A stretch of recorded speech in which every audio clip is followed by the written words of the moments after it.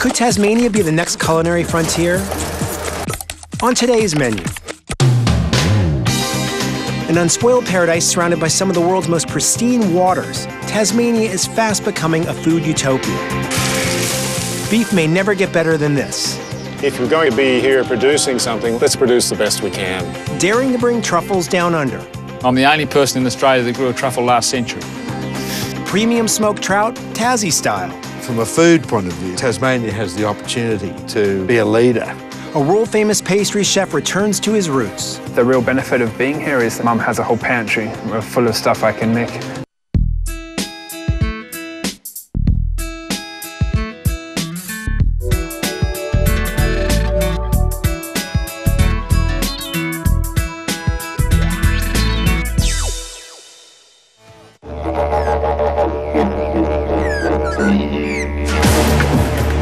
An island off the southeast coast of Australia, Tasmania might be one of the most remote places left on the planet. Over the last 2 decades, a handful of local Tassies have harnessed its rich volcanic soils, clean air, and unspoiled waters to transform Australia's forgotten state into one of the world's leading producers of luxury foods. It's a foodie's paradise here in Tassie, but it's only now knocking on the rest of the world's doorstep. Wagyu beef falls into this fine food category in a very good way, in that it is a specialty beef product. It's very high quality. My name is John Hammond and we're Wagyu beef breeders. Our goal is to produce the best eating beef we can in the most natural way we can, in the best environment we can, and it doesn't get a lot better than an isolated island in Bass Strait off Tasmania. Hammond Farms is Tasmania's first Wagyu beef ranch. Popularly known as Kobe, this premium breed originated in Japan. But unlike traditional Japanese Kobe raised in pens, the cattle on Hammond Farms are free to roam pristine island pastures just off the coast of Tasmania. As a result, their Wagyu is some of the highest quality beef in the world.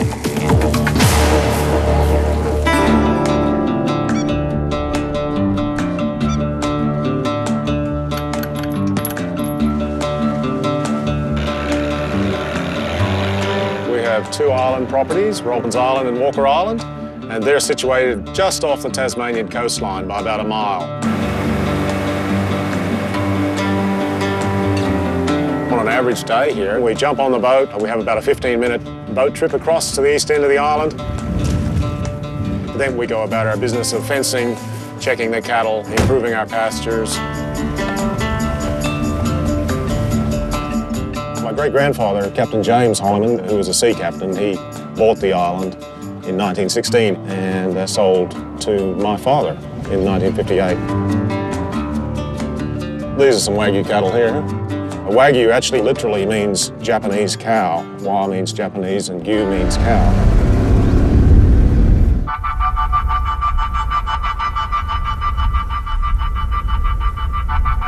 We like to call this location Tasmania's coastal outback because it's only about 15 minutes in a boat to get to our closest town. But yet, you get the same feeling of isolation here on the island as you would if you were hundreds of miles inland in the centre of Australia.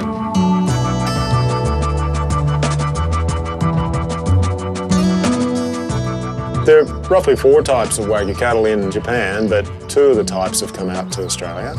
The most commercially used are the black Wagyu. They produce the finest marbling and the highest meat quality, closely followed by the red Wagyu, which is sometimes known as brown Wagyu. The browns come from Korean origin. One of the things we think has a lot of potential is our grass-fed Wagyu beef, which is very naturally produced. Our pastures here are very lush, and the flavour that the cattle get from that grass is exceptional.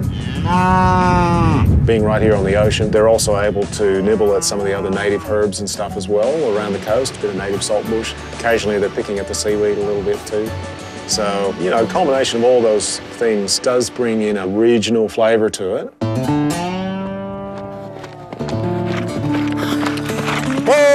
We feel like our environment down here in Tasmania is a lot less stressful for these cattle. The reason for that is we're in a moderate temperature. The less stress, the softer the meat, the better tasting it'll be.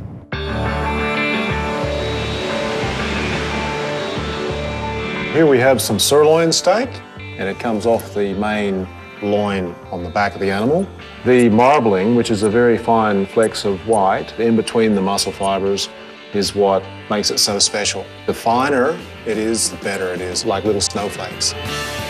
With grass-fed Wagyu, they'll have a higher ratio of unsaturated fatty acids, which are the good fats for you. So it's what makes it special.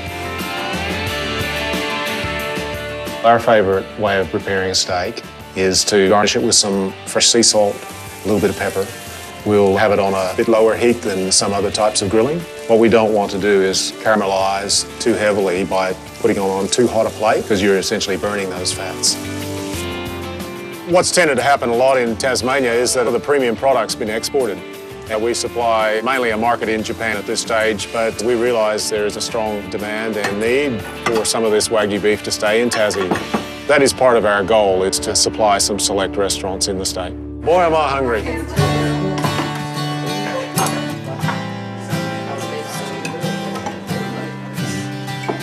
The thing about this steak is it's just so juicy and meaty, and it just has a really nice texture. There's just enough friction so you know you're chewing something, but it's not tough. It's beautiful. The passion for what we do is a combination of a lot of things. It's a strong family tie to the property. It's a strong desire to see the property go into the next generation. And if you're going to be here producing something, let's produce the best we can.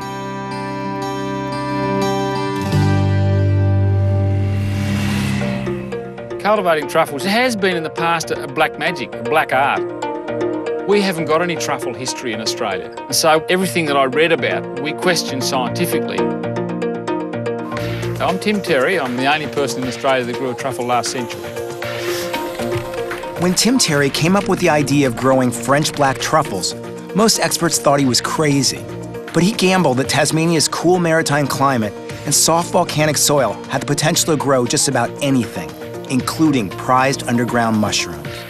After traveling to France to learn the secrets of French truffle experts, he returned home to start his own truffle venture in 1999. If you tip Tasmania upside down, it fits fair into Provence in France. So even though the climate is different, the latitude's the same. So that's what initially got us started. First trees went in '94, and then we grew the first truffle in Australia right here in '99.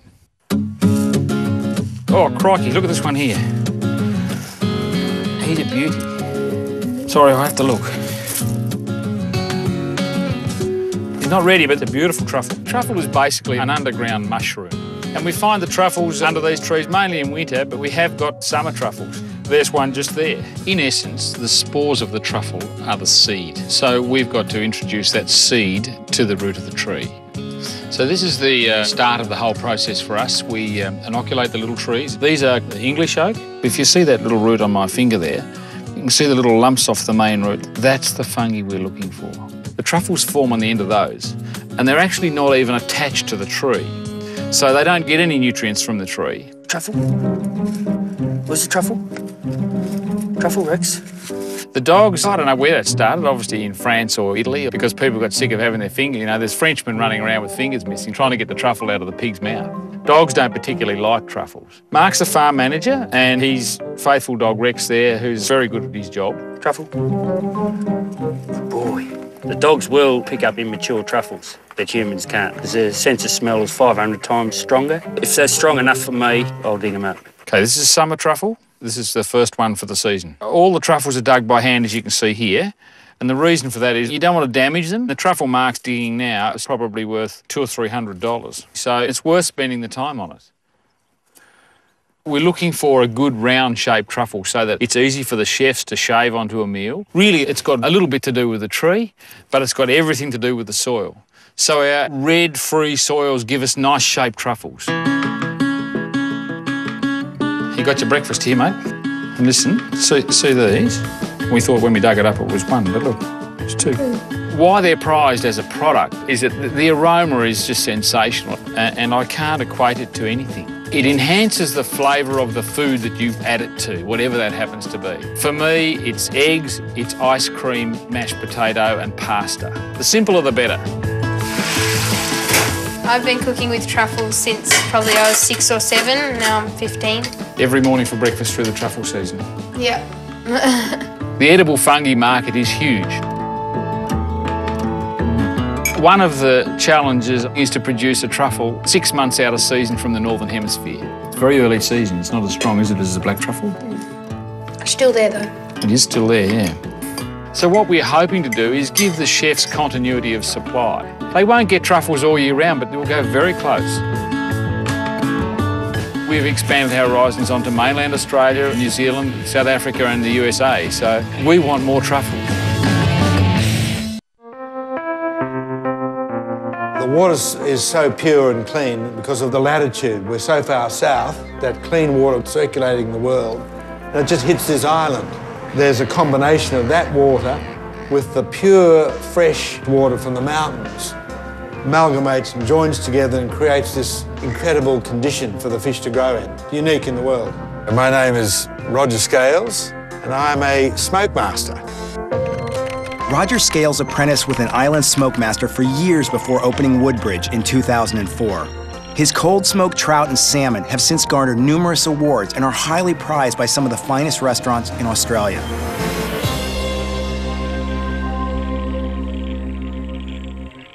This is our property, 25 acres of paradise. We're surrounded by magnificent, red, delicious apple trees in full blossom. These trees get pruned, and then we chip the prunings, and we use those prunings as part of the smoking process. This is all organic. It's the only dedicated smokehouse in Australia on an organic apple orchard, using the apple wood inputs into the smoking process, and that's created this unique product. We're in the smokehouse now, and this is a fish that's just arrived.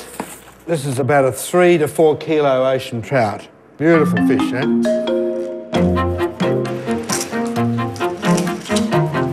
We get our product from the pristine waters of southern Tasmania. Some say the most pristine waterways in the world. What we're looking for is that deep orange-red, rich colour running right through the fillet. And you notice how we leave the skin on. When it's smoked, it retains its oils better. Why fish? Well, it's the name. Scales. I think there's a genetic thing there. Well, the next step is we're going to brine, stroke, cure. The art is how much salt and physically where to put it on. That's the secret herbs and spices that we put on. And then this sits for a set period of time. This is the pepperberry liqueur, which is from a native pepperberry only found in Tasmania. The main thing that comes out of it is sweetness, and that's what balances with the fish, with the smoking. These fillets, they've been through the brining process, washed, and I'm now just going to brush on the pepperberry liqueur, this particular cure that we do. It won the gold medal in Hobart at the Fine Food Awards. Then we smoke it. There's 3 different types of wood in the smoking process. This is Tassie oak, only found in Tasmania. We've now got our apple wood. This is our second tier, and we're going to finish it off with celery top pine, which is our magic final je ne sais quoi. Going to start smoking. See that? That's a beautiful smoke. It's exactly what we're trying to achieve. Now we're just going to pull this smoke out. The fish's been in there for 24 hours. Smoked to perfection. Beautiful. The key is, you see how it's flat? That's when it's beautifully smoked. The best way of having this is very simple. We very gently just take it off the skin. And then, as a sort of piece de resistance, just show the lemon to it. And then you eat it.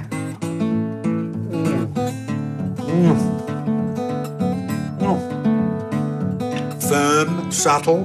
The pepperberry cure gives it a gentle sweetness with a lovely aftertone of smoke coming in there. It comes in behind. From a food point of view, there's no doubt that Tasmania has the opportunity to be a leader. The waters down here are underdeveloped and the agriculture is not as intense. So it's like 100 years ago. It's what the rest of the world we're going to try and get back to. It's here.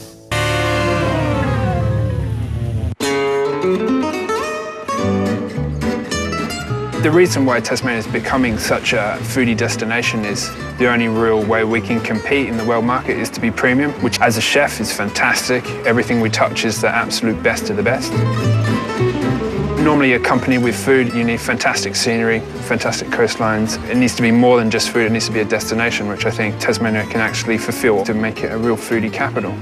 My name is Alistair Wise. I'm a pastry chef. I was born and raised in Tasmania. I've just returned from working for Gordon Ramsay at the London in New York. And I've really just come back to put my roots back down in like my hometown. When Alistair Wise left Tasmania, he had one goal in mind: to train with top chefs in New York and London and bring that expertise back home to Hobart.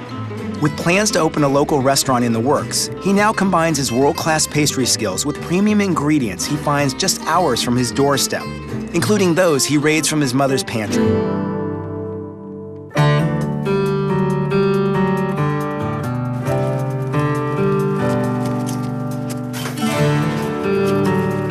Hi, Val. Howdy, Mum.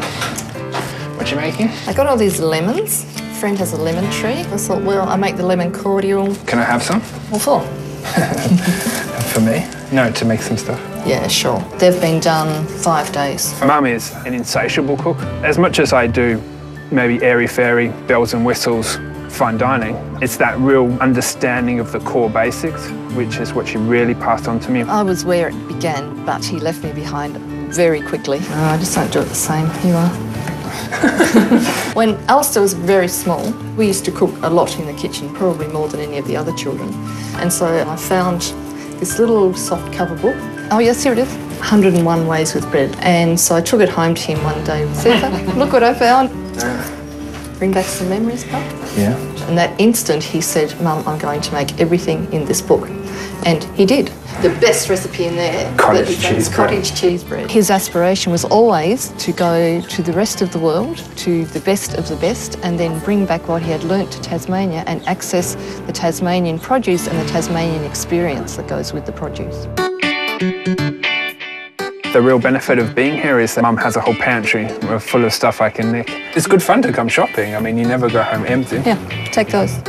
Is there actually an order to it anymore? Order? I know where everything is. You have any jam in here? Here's mulberry here. I'd kill for some raspberry. Tasmania has sensational quality of produce, and there's nothing better than to grab them off the tree or off their bushes and to put them into a jam or a chutney. You want some raspberry chili sauce? Just raspberry jam. Have you run out of green tomato pickle? Yeah, no. No. Okay. Is that enough? All right. Thanks for coming. Thanks for my shopping. At the moment, I'm working in a little cafe in Hobart called Cafe Toulouse, and I'm looking at opening my own place in a few weeks. This is a variation of a lemon shaboose. Sort of like a study of lemon, I think some better chefs would probably say. These are the lemons, which Mum confit for me. And this is what we use for the base of the dessert. This is lemon curd, lemon cream. Then we just start building. So we've got the shaboose and we've got some little caramelized Rice Krispies. And I'm sort of trying to layer, old-fashioned into some of the new nouveau thinking as well, which is, I think, a really comfortable thing for me and seems to be quite funky and trendy at the same time. This is a piece of tempered white chocolate, and then we're going to sort of build all the funky little bits on the top. And we have like a little bit of reduction of orange, then we've got lemon pound cake, sticking with the theme. I like things that are all architectural. For me, that's the other great thing about pastry, is it's completely artistic impression only. Then we have some lemon sorbet. And we've got this little twill. This is just invert sugar.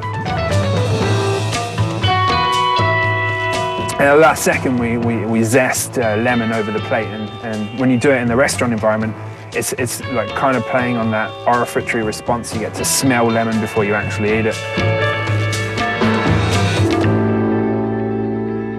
We're going to do a version of Linzertorte. This is the raspberry jam, which we also stole from Mum. So this is just cinnamon sablé. And then in between, we have a raspberry crema. I want to have food that has some kind of value to me, value to the customer. I sort of moved away a little bit from like the airs and graces of fine dining, because sometimes it can be very hollow. Everything that we're sort of using comes within an hour, which is a lovely feeling to actually know where it's come from, have some connection. So this is a glass biscuit.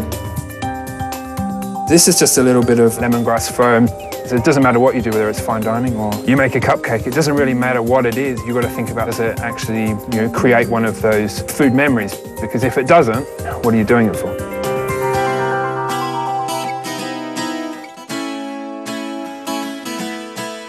I think the benefit that Tasmania has is that the produce is just amazing and it's getting better and better. With the truffles, they've planted all the walnut trees, so now we can get fresh walnuts, cracked straight out of the shell for a dessert. When we make ice cream for our shop, we're talking to guys about actually having milk from their dairy as opposed to buying the commercial milk. For me, that's what it's all about now, to have such a plethora of different items all within. Tasmania definitely gives me those opportunities. The reason Tasmania is such a good place for a whole variety of diverse range of agriculture is because Tasmania is an unspoiled place. It has this sort of fiercely independent little state on this little island. And it's the classic island mentality, where we're all alone, we've survived this long, we'll just do our own thing. We are happy for the world to know about us, but as long as they leave. We don't want them staying here because it is our little bit of paradise.